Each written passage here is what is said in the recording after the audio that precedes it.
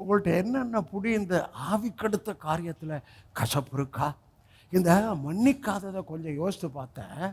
இந்த மன்னிக்காதது மார்க்கு 11ஆம் அதிகாரத்தில் நீ விசுவாசத்தோடு பேசினாலும் மன்னிக்காத நிலைமை இருக்கிற வரைக்கும் உன் விசுவாச வார்த்தை செயல்படாது. ஒன்று. மார்க்கு 11 நீ விசுவாச வார்த்தை பேசினாலும் நீ நின்று ஜெபம் பண்ணும்போது ஒருவர் பேரில் உனக்கு குறைபாடு உண்டு என்று நினைச்சால் முதல்ல மன்னிச்சாதான் உன் ஜெபம் கேட்கப்படும். எத்தனை பேர் இருக்கிறீங்க? நீங்கள் யார் தெரியுமா?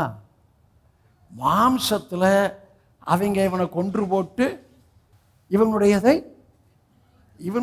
நம்முடையதாக்குவான். இதான் ஆப்ரேஷன்னு. நல்லா தான் பேசுனீங்க பாஸ்டர். இல்லை, ஆப்ரேஷன் வேணும். இல்லை, கொஞ்சம் யோசிச்சு பாருங்க. ஐயா, மற்றவங்க குறைகளை பாவங்களை நீங்கள் பேசினாவே நல்லா பேசணுவான். அப்போ நம்ம வாய் யாருடைய வாய்? பிசாசின் வாய். மற்றவங்க குறைய பேசினா ஊரில் அவ இருப்பா, இவன் எங்கே இருந்துட்டு புருஷன்கிட்ட பேசிட்டு இருப்பா. அது எப்படிங்க அப்படின்னு புருஷனை வேற கண்ட்ரோல் பண்ணிடுவா.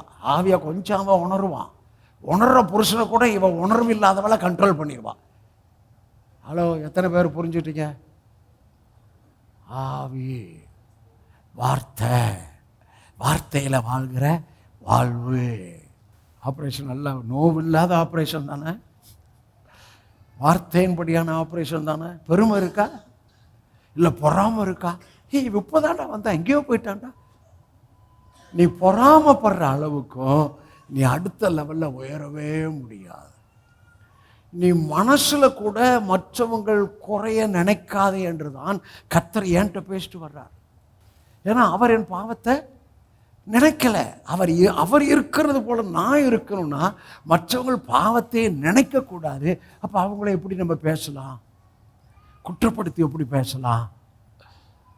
யோசிச்சு பாருங்க. சரி, இப்போ மறுபடியும் ஒரு நற்செய்தி சொல்கிறேன். இப்படி நம்ம இப்போ நான் சொன்ன செகண்ட் லெவல் இப்படி இருக்கிறதுனால பிதா உங்களுடைய ஆசீர்வாதத்தை நிறுத்த மாட்டார். ஏற்கனவே உங்களை ஆசீர்வதிச்சு விட்டுட்டார். டே, நீ தப்பு பண்ணிட்டடா, நீ பொறாமப்பட்டடா, நீ மன்னிக்கலடா, நான் ஏவி ஏவி ஏவி நீ கீழ்ப்படியலடா அப்படின்றதுனால உங்களுக்கு கொடுத்த ஆசீர்வாதத்தை எடுக்க மாட்டார். ஆனால் இன்னொருத்தர் வேலை செய்வார்.